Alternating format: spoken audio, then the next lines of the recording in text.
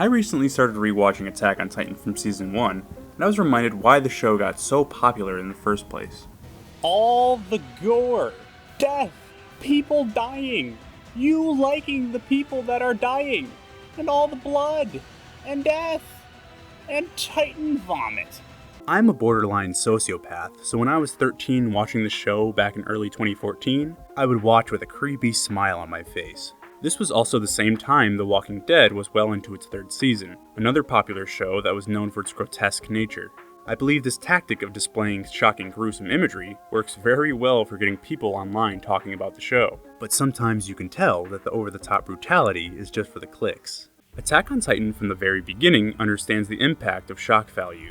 Just think about the iconic ending to the first episode, where Eren's mother Carla meets a tragic end, leaving us with the image of flower petal-like blood raining down on her grieving son. And let's not forget those bizarre naked giants, the Titans themselves, who unsettle us with their eerie presence. Their design perfectly harmonizes with the emotions they try to invoke: creepy, chaotic, and unpredictable killing machines. As we journey through Season 1, we experience the harsh reality of the world within the walls. The show doesn't shy away from brutally wiping out beloved characters like Squad Levi, leaving us mourning their loss. Each character's demise takes a piece of us, as we fondly remember their faces, their quotes, and their unique traits that made them unforgettable. It's this constant stripping away of likable characters that invokes a profound emotional response that you remember. And like the characters who survive to the end, you remember those characters. And then we go to Season 4.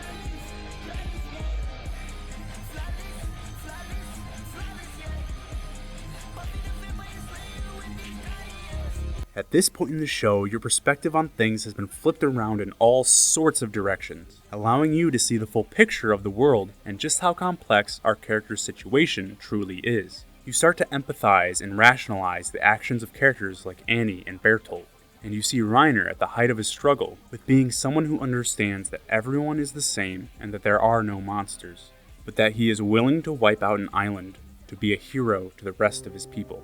And in the basement, Reiner stares at an ugly reflection of himself.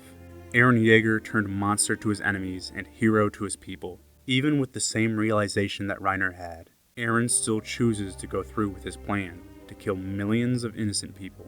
They are people no different from him, brought into this world free and taken out of it as a prisoner. Although their goals are the same, kill my enemies to save my people, Reiner's goal isn't so cut and dry. His enemies are a bunch of innocent people on an island who have actually done nothing wrong.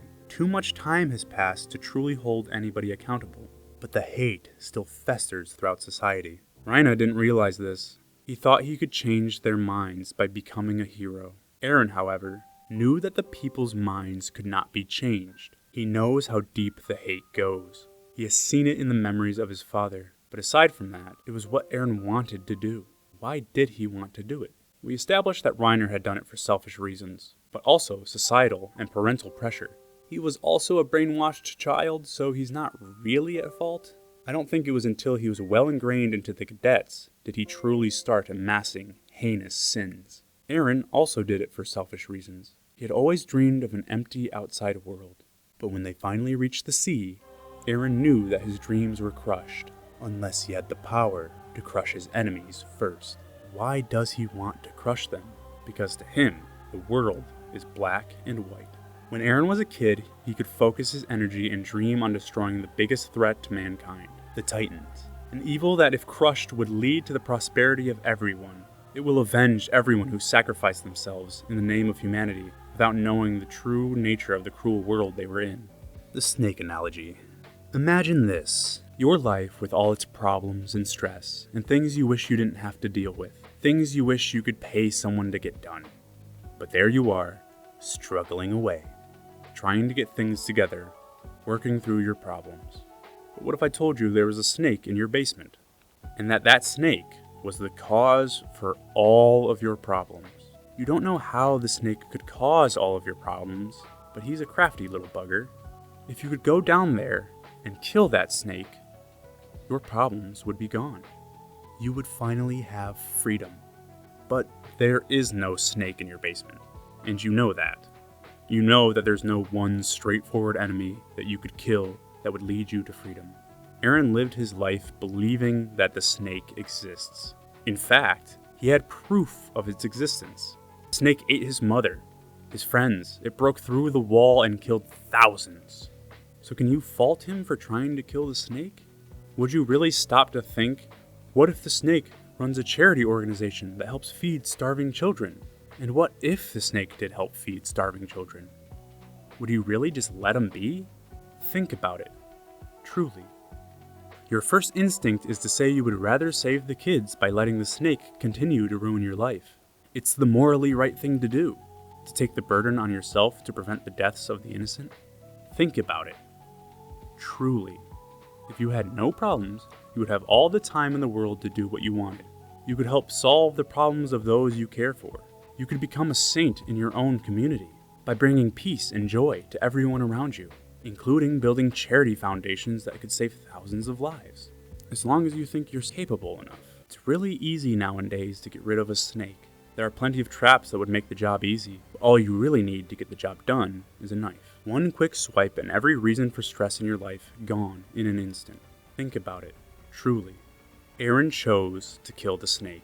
Even when he learned that the snake had a whole foster family of millions of innocent people, he had that dream burned into his mind. Fiery water, lands of ice, sandy snowfields. The person who witnessed those things would be the one that had obtained the greatest freedom in the world.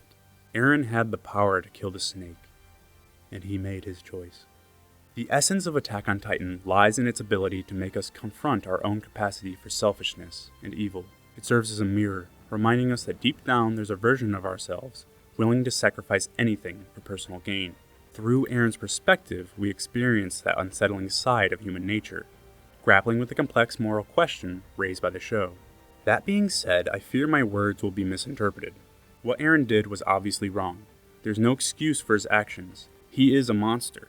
But Isayama puts you in the shoes of that monster, giving you his perspective, making you understand the reason for his actions, as unjustifiable as they may be. Thankfully, it's just fiction.